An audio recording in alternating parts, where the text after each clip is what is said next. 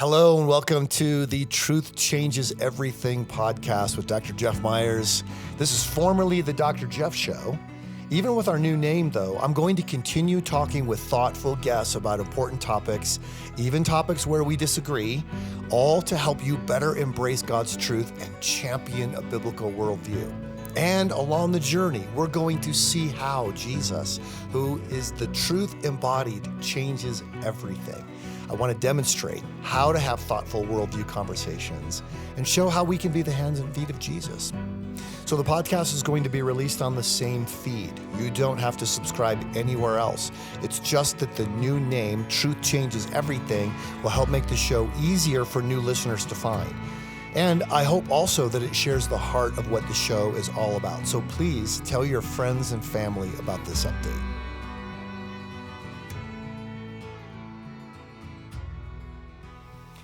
Welcome to the Truth Changes Everything podcast. I'm Dr. Jeff Myers. I'm your host for the show. And before we dig into the content for today, I want to let you know that I'd like to give you as a gift, as one of my podcast friends, a copy of my new book, Should Christians Support Israel? The subtitle is Seeking a Biblical Worldview in an Impossible Situation. You can go to summit.org/Israel to claim your book. Again, my gift to you. I wrote the book because I have been very concerned that the rising generation has been radicalized and indoctrinated by false worldviews.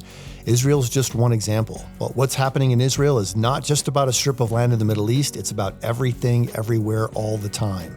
So if you'd like to get a copy of that book, please go to summit.org/Israel. If you want additional copies, you can find out on that website how to get them to distribute to your friends, family, church, organization, or whatever.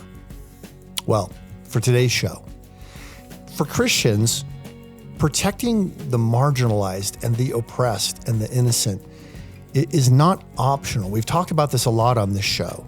And perhaps one of the clearest ways we can live this out is by having a pro-life posture toward others, including the unborn. So as we approach another presidential election, this is a deeply compelling topic for a lot of people. So I want to address it on the Truth Changes Everything podcast, because this is where we explore how God is at work, how he changes everything through Jesus, the Word made flesh. And today, we're going to be talking about how truth changes the way we think about the pro-life movement and the dignity of life. My guest for today is Josh Brahm. Josh is the president of the Equal Rights Institute, and he is passionate about presenting the pro-life position in a winsome and compelling way. I think that word winsome may be overused, but I don't know how to describe it. When you meet Josh, you're going to say, I would love to have a conversation with a guy like this. He's been interviewed by the Washington Post, NPR, Focus on the Family. He hosts the Equipped for Life podcast, and he's a sought-after speaker who's spoken all across the United States and in 6 different countries. So let's welcome Josh Brahm to the Truth Changes Everything podcast. Josh Brahm, welcome to the Truth Changes Everything podcast. Thanks. It's great to be here with you. I'm really looking forward to the conversation for a number of reasons, but one of them is the shift in our country about the number of people who say they are pro-life versus pro-abortion seems to have changed pretty dramatically. I think the Pew Research data that I'm seeing lately is saying that 2/3 of people say that abortion should be legal in all or most cases. That seems higher than before Roe v. Wade was overturned. Am I missing something here? So there's a little bit of nuance. It's tricky. Like a lot of people kind of think of the opinions on abortion as kind of an all or nothing thing. It's a black or white thing. They're either like for all the abortions or none of them. And there's a huge spectrum where just a lot of Americans find themselves somewhere kind of in the middle here. So for example, that same Pew Research poll data showed that 75% of Americans in 2024 favored some restrictions on abortion. And there's a 2021 Marist poll which asked more specific questions and found that 76% of people thought that abortion should be against the law in the 2nd and 3rd trimester, which included 55% of pro-choice people. And so there's this big spectrum, and it's part of the reason why it's so important to have relationships with the people that we're talking to, because they're not just one thing. Everyone has different things that are driving them, and we want to be able to connect with them and find common ground and listen to them and learn from them and continue the conversation. Well, I know with what you're doing at the Equal Rights Institute, you're pushing a big boulder up the hill. Yes, we are. I heard last night that 26 states now have codified abortion post Roe v. Wade, and that another 10 this fall have initiatives on the ballot that would put abortion into the constitution of those states. And it's not just Colorado, which obviously is, a pretty deep blue state at this point. Right. It's states like Nebraska, Kentucky, Florida, Kentucky, all of these different states. Yeah. So whether you like it or not, abortion is on the ballot this fall. Yeah. And if people who support life are not active and involved and getting out there and voting and making their views known, we could essentially have some of the most conservative states in the country formalize forever an abortion regime that is more extreme than any nation in the world, even places like North Korea. Yeah, I mean, I would basically agree with that, except for maybe the part at the end where, because I think, like, it's possible it wouldn't be forever. Like, at some point, hopefully there might be, like, a constitutional amendment that could help kind of unify this whole thing and not have it be kind of the state's place that starts with. But yeah, basically, we are in a weird place where suddenly a lot of the conservative states are passing very pro-choice laws, which I think reflects what happens. It's pretty predictable, I think. This is what happens when culture or a law moves too far in front of the other. Like, a lot of times, like, one will move in front of the other. Like, it depends. It can vary. Martin Luther King Jr. in the letter from a Birmingham jail is like, I'm not even trying to force the white man to love me. I just want to not be able to lynch me, right? So he's talking about, like, changing culture first, but sometimes you've also got to change laws. But historically, when one goes way in front of the other, there's kind of a backlash. We saw this with Prohibition in the early 1900s, where the laws that banned hard liquor that people were generally for at the time also banned beer and wine, which people were not for. It didn't last very long. And so our country, our culture, as I've been in the pro-life movement for 20 years. I wish this were not the case, but our culture was not in a place where they were okay with Roe being overturned, where with first trimester abortions being illegal in some places. They'd be more okay with the second and third, the third trimester abortions. But as a result of, decades of Supreme Court chess, basically, the law moved way in front of culture. And so we're seeing a huge cultural backlash, and that's affecting a lot of the laws that are getting passed. Josh, a lot of the backdrop of our doing a podcast on this today is Scott Klusendorf, who's a pro-life trainer, one of our instructors here at Summit Ministries, has been on the show twice and has explained the basic idea that it is always wrong to intentionally kill an innocent human being, that abortion intentionally kills an innocent human being, therefore abortion is wrong. And he's explained how that works biblically and in terms of the medical evidence. So if you're watching the show thinking, man, you just started this very abruptly here, you didn't really give us any background, I'm kind of assuming that the background is going to be there. Just go back and look at those episodes to get some of the core arguments. But the other reason we need to talk about this, and the other aspect of this is, right now, the political parties in the United States of America, as in the run-up to an election, are staking out ground on the issue of abortion. Yeah. And I think you're the guy to help us understand what these different political parties are doing. This could make some people really mad, but you need to be thinking about the issue of life when you're trying to figure out who you're going to vote for. This might not be as true for your city council, but certainly will be true for who you're voting for state legislature, for members of Congress, and for president. And I'll just say, before you get the email, city council can make a huge difference too. Like here in Charlotte, there have been like a big kind of a battle between Charlotte City Council and like some of the people at the abortion clinic and some of the pro-lifers. And so having even pro-life people on city councils can actually end up making a huge local difference.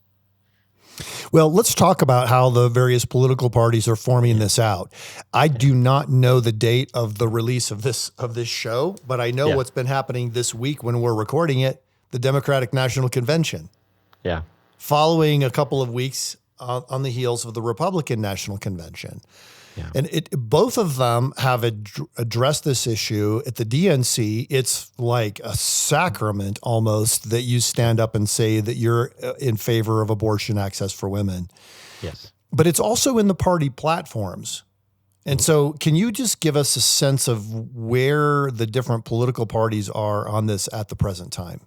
Yeah, it's really interesting, and a lot has changed in the last several years since Dobbs. So just to provide some nuance to this, I'm going to bifurcate between the party leaders and politicians with like everyone else, like all the normal people, the advocates, the activists, and because that's a lot broader group. But so speaking specifically about party leaders and politicians, it's really interesting. So yes, you're exactly right. For the Democratic Party, this is one of the big reasons they are telling people that they ought to vote. This is a topic since Dobbs that has been consistently driving Democrats to the polls. There was a thing that one time President Trump said that actually got pro-lifers kind of frustrated, or a lot of pro-life leaders angry. And I was like, this is like the one thing I may agree with him on, was when he kind of does sometimes blame the abortion issue for like midterm election losses in the past and stuff. And a lot of pro-life leaders were like, no, it's not us. And I'm like, yeah, this is a big part of it. I'm reading the same polls. I'm on Reddit. I'm on TikTok. I see how pro-choice people are talking. This is huge for them. On the Republican side, a lot has changed because the Republican Party leadership is very different than it was like 10 years ago. So for the first time in a really long time, making abortion illegal across the country is not in the party platform anymore. That has been taken out and replaced with kind of the Trump idea of let's just have it be a state's issue, which is what he like literally endorses. He's like, this is how he actually kind of is trying to say, here's how it ought to end. And that's not satisfying to a lot of pro-life people. In fact, I might show that he doesn't understand why he ought to be pro-life, because I don't make very many comparisons to slavery and abortion because there's a lot of differences and this can get really confusing really fast. But I think this one comparison is useful. If 150 years ago you were telling abolitionists in America, look, we'll just keep slavery out of some of the states, like that wouldn't have been enough for them, because they weren't against slavery because they didn't like it or because they didn't want it in their neighborhoods. They thought it was this grievous human rights violation, and that's the case everywhere. And so ultimately, that is where I would hope that things would end up. I think that's why I disagree with President Trump's kind of position on the abortion topic. Mm-hmm. Okay. All right. This is helpful. I'm curious. I won't keep going on about the DNC, the Democratic National Convention, but I do find this a little bit odd that abortion seemed to be the centerpiece. It is pretty far down on the list of things people say they're thinking about when they go to vote. Number one issue people are thinking about is inflation. The number two issue they're thinking about is crime. Somewhere further down the list is women's rights. And then a subset pretty far down on the list of women's rights is abortion. So why is it so important? Why was it so important for so many of those speakers to make this the centerpiece of their addresses? I think that's a great question. I think probably for the same reason that this has happened a lot at the RNC too, is a lot of politicians seem to try to drive people through fear. Here's the really, really scary parade of horribles that is going to happen if the enemy wins. And both sides do it, and both sides are typically describing an extreme that is not true. They're describing a straw man. Like there is a possible good world where abortion is against the law, but it's also a world where we do a lot better job at taking care of families, taking care of people who are poor. Our churches could do a lot better job at that too. So there are places where this can evolve. I think when I see people at the DNC and everyone watching some of the speeches and the way that they talk about abortion, I think the general, like the people who are really into politics, like of course there's going to be like people who are just not paying that much attention, like because in their real life they're dealing with other stuff. But there are a lot of people, they're really afraid. They really feel like this is step one towards a Handmaid's Tale kind of a thing. And if for sake of argument that was true, I don't think it is, but if for sake of argument it was, then it would be very expected and reasonable for people to be like, here, this is a really, really big scary thing, so go out and vote and defeat that. And I see both sides trying to do that. Yeah. Okay, that's really helpful. I think that makes a lot of sense of how things are being approached. There is a lot of rhetoric of fear that is part of the election process. I'd like to dig a little bit into, if somebody is, say, it's not going to happen at work probably, but let's say you're with some friends and politics comes up. Yeah. And you're dreading this because you just know how the conversation is going to go.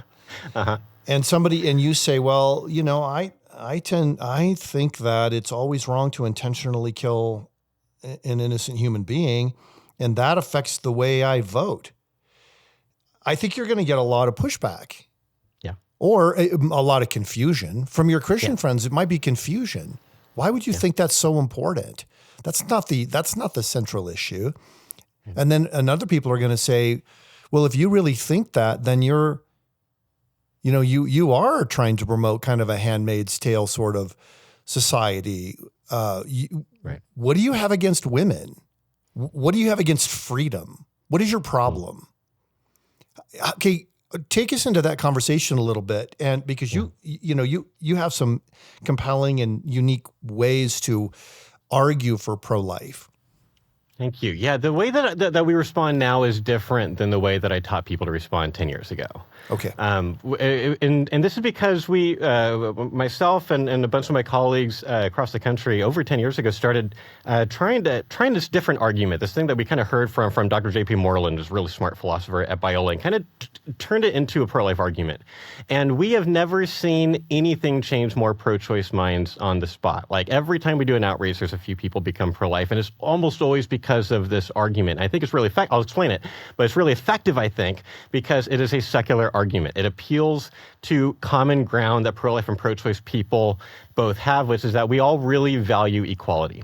And so I take this approach. And there's like a 9-minute version of this on our YouTube channel that we did with Karen at like a PragerU version, but I'll do like the short version, which is kind of like, can we take a break from talking about abortion for a second and talk about something like more deep than that? I want to understand, like, how do you think about equality in general? Like, do you think that people should have an equal right to life or an equal protection from violence? And basically, everyone's going to say yes. It's like, great, there's common ground there. And I'm going to ask about 3 specific groups. I'm going to ask about human adults because that's the most obvious group. And if I'm talking with a pro-choice person, there's a great time for common ground. I'm going to ask them, like, we can obviously agree, right, that black people should have an equal protection from violence. Yeah, okay, good. We can obviously agree that LGBTQ people in that community should have an equal protection from violence. It's really, really wrong when people are beat up or murdered because they're gay, right? We can agree on that. Okay, good. And we can agree on these different things. So we're on the same page on adults. What about human newborns? Newborns are a little bit trickier case, but for most people still, even in 2024, like, people are pretty much on the newborns are in the human community kind of family. And then I'm going to throw them a curveball. What about squirrels? Like let's just be open-minded for a second here. Like should squirrels have that equal protection from violence? Should they get into that circle where all the things with an equal protection from violence goes? And that most people don't think so. Even animal rights activists would usually say there's some kind of a difference, and that raises an interesting question. What is it, the thing that gets you that? What grounds that equality? And we'll let pro-choice people respond, and we'll have a great conversation, and they'll bring up things like sentience and self-awareness and viability and the ability to feel pain and all kinds of different things. But basically, all of those pro-choice arguments have either a newborn problem or a squirrel problem. They either kick newborns out of the equal protection community because they're too advanced of a thing like self-awareness, or they let all the squirrels in to the equal protection from violence circle because it's too low of a bar, like sentience. The squirrels are very, very sentient. They're way more sentient than some early humans, right? And so eventually, sometimes they'll just be like, well, what do you think it is? I'm glad you asked. I think it's something like human nature. I think something like human nature gets you into the equal protection from violence circle. I think that makes the most sense of a lot of our intuitions. And I always end this way, like, look, if the unborn have that, which I think they totally do, then they should have an equal protection from violence regardless of what kind of like our intuitions are. And I always end by this. I say, notice this is not a religious argument. And this is not an emotional argument either. I am not pro-life for emotional reasons. Like a picture of a zygote does nothing for me. It looks like a fuzzy orange to me. It doesn't move me at all. If I were going to pick my position based on emotions, I'd probably be pro-choice. I am pro-life because it's the most rational conclusion that I can come to. Because I have not yet heard a good reason to discriminate against this group of humans and not all the others. And in the long, sad history of the human race, we've done this a lot. We've discriminated against all kinds of groups of people, and we've always ended up regretting that later and be like, wow, that was really, really bad. Do we really think that for the first time we're right to be discriminated against a group of people? Or maybe are we doing that again? And we should be thinking about why everyone should have an equal protection from violence. That argument, we have seen people change their minds a lot because ultimately I am asking them to make a choice between being pro-choice or pro-equality. And most young people care more about being pro-equality, and I think even care more about thinking of themselves as being pro-equality than they care about being pro-choice. So if you can make people choose, if you can help them see that they need to choose that, then they will often choose pro-equality. Awesome. Walk us through that outline again, because I'm thinking of the conversation itself. It's hard to remember. It's like, no, give me a 5-minute break and I'm going to go back and rewatch that episode. Just walk through that. Yeah, absolutely. And this is why we make online courses. Apologetics, a friend of mine says apologetics is kind of like reading the Bible. You can always get something new because they're so deep. So it's basically a 4-step process going on here that we teach. Again, there's a video on at the Equal Rights Institute YouTube channel. It's like 9 minutes. We did it with Karenet. It's like a PragerU video. But basically there's 4 steps. The first thing we're going to do is take a break. We're going to step away from abortion. Take a step away. We're going to step away, and and I'll be clear. Like, I'm not dodging your question. I promise. We will come back to this. Like, this is just like for a little bit. This might be helpful, and a lot of people are frankly really fine with that. Let's talk about something that's just easier to talk about. Let's talk about equality. And then I'm going to ask them how they think about equality. Like, do they agree that people should have an equal right to life? And basically, everyone does. And so then I'm going to ask about 3 kinds of things, at least 3 categories, to see can we agree that they should at least get an equal protection from violence. This is setting the ground for the 3rd step. Yeah. But here, what I'm doing is I'm going to ask them about human adults, I'm going to ask them about human newborns, and I'm going to ask about squirrels. We're going to go through that process together. We're probably going to end up on human adults and human newborns are in and squirrels are out. And then kind of that raises the next obvious question, which is, what is the thing that gets you in? What is it that grounds equality? And a lot of pro-choice responses, again, are like, you need to be minimally aware of the world around you, or you need to be, or maybe something advanced, like you need to understand that you're a unique entity that will exist over a period of time. And that doesn't happen until over a year after you're born. And a lot of the earlier things squirrels can do. And so in the end, after going through the process, usually they will ask what my answer is, and then we can kind of describe our view. We can explain that we think it's something like human nature. And I'm using that phrase very intentionally, because I know Summit, like you've got really, really intelligent apologist people that are listening to this. So let me just, like, before people ask, I'm using that phrase very intentionally. I do not actually mean human DNA when I say something like human nature. I mean something more philosophical. But when we've tried going really advanced philosophical definitions with people, generally speaking, that just messes up the conversation. So unless I'm talking with a philosophy professor, where I would go straight there, I just say something like human nature, which is super helpful for like 99% of people I talk to, because it is close enough to kind of get them mentally a picture of what I'm trying to describe without getting really philosophical and using big words. Yeah, great. Okay, I love that. I like the way you framed equal protection from violence. Yeah, we've used that really specifically. Like, we used to say like equal right to life all the time, and some people still do. But I found like I'm trying to get away from, like we try to get away from Christianese and apologetics. I'm trying to get away from like pro-life-ese.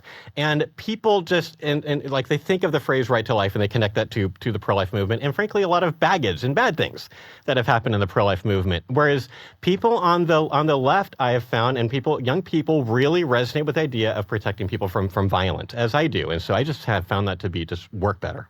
Yeah. Well, I know where that comes from. Is I work with a lot of young adults. They've been taught all their lives, don't be a bully.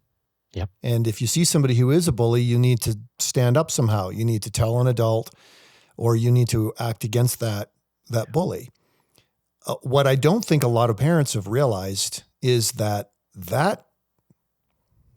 impulse gets weaponized often in their education system and turned into a political motivation of some kind, oppressor versus oppressed, viewing everything through the lens of power. Yeah. But it ultimately does come down to protecting people from violence. I think that I can see that instinctively appealing to the young adults that I work with, and it also helps on a lot of other issues too. Okay, man, this is really great. Thanks. Talk a little bit more about that curriculum that you have, because you mentioned the 9-minute YouTube video that's sort of like a PragerU video, which I think everybody's gonna want to go watch that. But you've also got high school curriculum, the Equipped for Life Academy. Talk a little bit about that, because I know there are a lot of educators and parent educators, homeschool families watching and listening right now.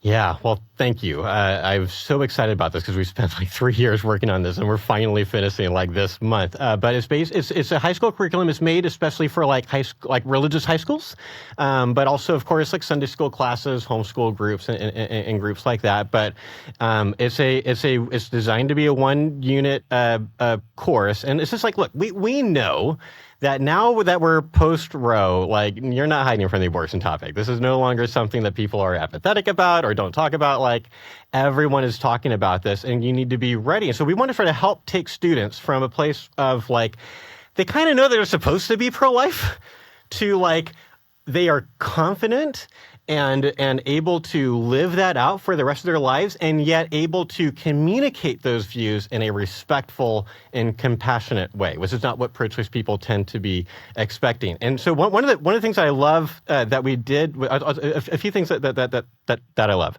One is that unlike the 2 previous courses that we made, this was written for a mixed audience. We know there's not just pro-lifers watching this, because this is going to be happening in schools. My meanest audiences that I've ever spoken for have all been at Catholic high schools. It is not just pro-life students going to Catholic high schools. This is where parents sometimes send the quote unquote bad kids, where they can get fixed up in the Catholic high school. So we know there will be pro-choice students forced to sit at their desks and listen to our course. So it is written for them too. It's written for the people who don't want to even talk about it anymore. Also, it's written for all of those people. It's really, really respectful.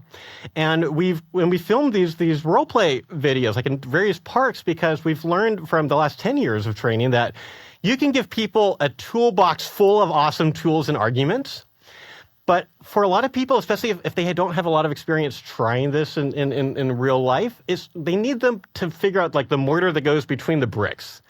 How do you connect these things? What's the glue? And so by filming kind of long-form dialogues of here's what it could look like, where 2 non-weird pro-life and pro-choice young women are just talking and communicating and not using pro-life-ese, and it's just going, well. There's a different way to do this, a fresh approach to this. But it's very interactive. I think that's the best way for people to learn. And if people are interested, they can check it out at equippedforlifeacademy.com. equippedforlifeacademy.com. I'm intrigued by, I'm imagining the students in a Catholic school, and I know what you're referring to. I usually work with the teachers in those schools, and they're, nice. They're much better, but even still, some of them are there because they're just teachers. They don't have a particular commitment to the doctrinal commitments of the school. But Megan Allman's one of our instructors at Summit Ministries at a Catholic school. Half the students walked out on her talk. They didn't even bother to listen. Wow, that's significant. If they're not even willing to listen to a female pro-life speaker, that's a significant thing. Yes, yeah. Well, I think I don't. Maybe I have to give them the benefit of the doubt a little bit. They probably decided ahead of time this would be pretty cool to do. They didn't realize what they would be walking out on, that they would actually be disproving their entire argument by having the walkout. But talk to me a little bit about those pro-choice students and how the curriculum speaks to them. Yeah. So instead of here's what a lot of we're swimming against vice here. What people want is for us to like make fun of the other side and talk about how stupid they are. Like people listen to hours and hours and hours and hours of audio every week, often from not their pastor, but from pundits who are making them feel like the other side is bad, evil, stupid, the enemy, things like that, which I think is really, really dangerous. Like we should be really careful because that will affect your soul. That totally affects the way that we think about people. And so we don't do that. We write with a lot of respect toward pro-choice people. They're some of the smartest, compassionate people I've ever known were pro-choice. There were some really mean people that I've known that were pro-life. Like, it's just more complicated than that. And so we just come to this as people who have been like friends with pro-choice people for long periods of time. And you just can't do that without forming a respect and realizing, oh, it's not as simple as they're stupid and I'm smart, or they're an atheist and I'm a Christian. And like, it's so much more complicated than that. And so that respect, I think, really, really comes up. We're explicit about it in the beginning. We basically say, this is written for all these people. We see you, we hear you, we're here for you too. We'll explain that, but then we live that out for the rest of it by being so intentional about the way that we talk about people on the other side. And we're not spending a lot of time on weak pro-choice arguments either. I don't feel like I need to train people to respond to the dumbest arguments out there. We're talking about the smartest pro-choice arguments out there. Like, but the pro-choice students are going to be learning better pro-choice arguments as a result of taking our course, which I think is part of what will keep them invested, because if we can teach them a better pro-choice argument than they've ever heard, and we're still pro-life, that raises questions. This happens on college campuses too, where people, as soon as they realize that I might agree with them on some political things, like I'm kind of a center kind of a guy. I'm got some conservative views and I've got some kind of liberal views. Like no one likes me. I'm on no one's team kind of a thing. But I am so intentional though on a college campus about finding ways to pinpoint those more left-leaning views that I have, or liberal-leaning views that I have, and go there because it's going to surprise them. I want them realizing, oh, he doesn't just agree with everything Ben Shapiro says. No, I don't. I agree with him sometimes, but not all the time. Like suddenly I become more interesting to them. And if I can make a better pro-choice argument to them, they start asking me questions. Help me understand the way that you think about this. Like, they'll interview us, which is not what typically happens when pro-lifers go on a college campus. They get yelled at. At best, they'll get into dialogues for a while, and people sometimes get mad and leave. But a lot of times that's what happens. And here, people hang out for us for 3 hours or come back the next day and be like, tell me more about your view. And it's just because they're seeing something different. Yeah. Well, what I love about this, Josh, and I haven't really tried to articulate this before. That's dangerous to start onto a podcast trying to think about how to say this. Let's do this. I think a lot of people they sort of operate on their gut instincts. So they don't believe that truth is really out there that's findable. We sort of create our own truth as we go. You don't seek the truth, you speak your truth. But you still have moral impulses. Mm-hmm. And those, it just comes from your gut. You see violence and you think that's wrong. You see an innocent person being hurt and you think that is wrong. And the people who are doing that should be stopped. But it is, I think what ends up happening is that people have this separate category for things that are part of their gut instinct. Mm-hmm. So it's not a rational thing that you can really talk through. It's just, this is the untalkable thing. You cannot, for example, question that Israel is bad and that the Palestinians have the moral high ground. Okay. Yeah. You can't question it, because if you do, they won't talk to you anymore. It's just, there's an immediate trigger. It's almost like if somebody says, I'm in love, and you say to them, no, you're not, that's offensive, because how could you possibly know how I feel? Right. Yeah. So if people take things and put them into that untalkable category, how do you get them from the untalkable category back into where this is something we can discuss without calling one another fascists or idiots or whatever? I'm really curious how you do that. And of course, I've got to watch some of the videos and see this, but I'm just wondering if you talk about that for a minute. Yeah, I mean, so like if I were in real life, like if I were to try to start a conversation with someone not on a college campus, like I'd be connecting with a pro-choice person and be like, can we get coffee? Hopefully a friend of mine. Can we get coffee? Can we do something weird? Can we get together and talk about like a tricky political issue that we currently at least partially disagree on, even though like everyone else seems to be like going crazy about that? Like, I want to learn more from you. Like, I don't want to be in an echo chamber. I want to learn more about what you believe. I want to learn from you. If you're interested, I'm happy to share with you what I think, and maybe we can try to find some common ground and find some practical, like you give a reason for having the conversation. People wouldn't want to have a conversation with someone who's not open-minded.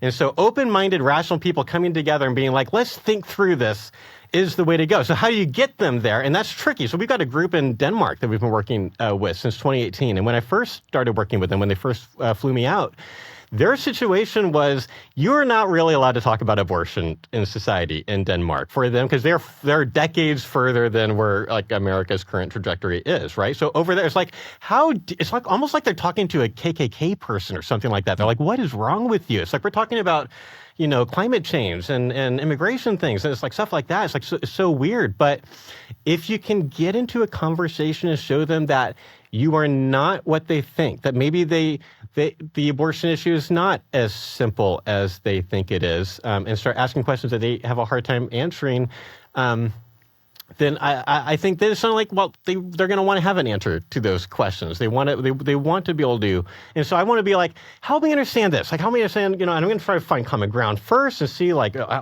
how late do they think abortion should happen? Are there any reasons they don't think abortion should happen? Because there's a lot of common ground in there that I can try to find. And then I'm ultimately going to discover that one of two really huge foundational things is important to them, because there's two really big disagreements between pro-life and pro-choice people. It's not like we disagree about poverty being bad or rape being horrible. We disagree on two really major things. One is the unborn a valuable person like you and me?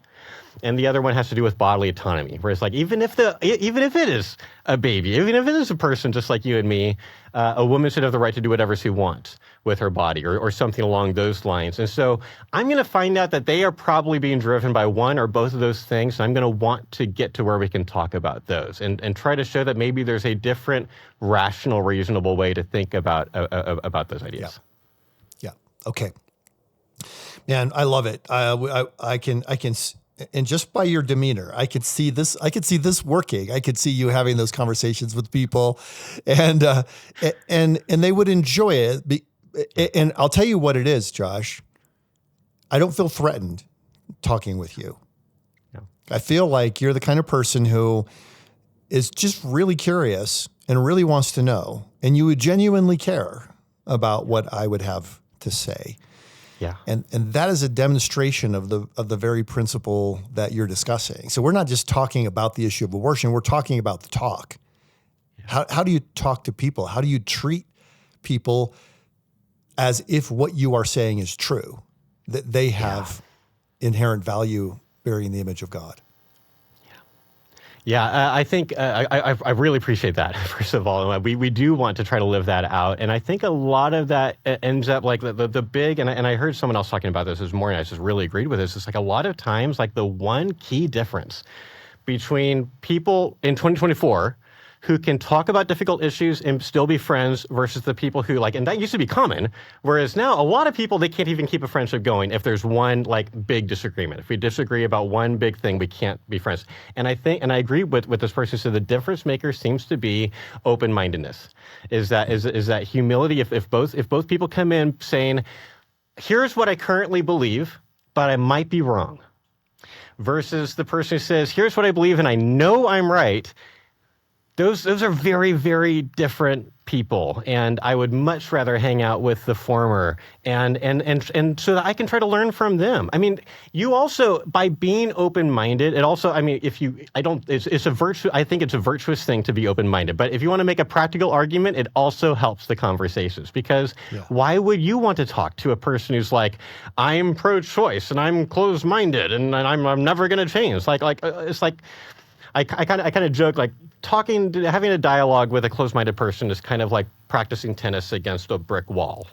You might get better, But that wall ain't changing. Like, it's kind of like, I want to hang out with the really open-minded, thoughtful people, and they exist. They're out there. And so find them. You might find them on social media, but then try to get that into a real friendship. Get it to where you are in person, if at all possible. It's so much better than even email, Zoom, texting, definitely debating on Facebook or something like that. Like, try to find a pro-choice person and get together at Starbucks and have a conversation where you can begin to have a lot more of them and show that you're willing to listen to learn from them too. We have a lot of things that we can learn from pro-choice people, and we need to be open enough to taking them seriously enough to find that out. I love this. And I have one kind of wrap-up question here. A lot of churches, the pastor is pro-life, but won't talk about it because it's in that category of things that are political. Yeah.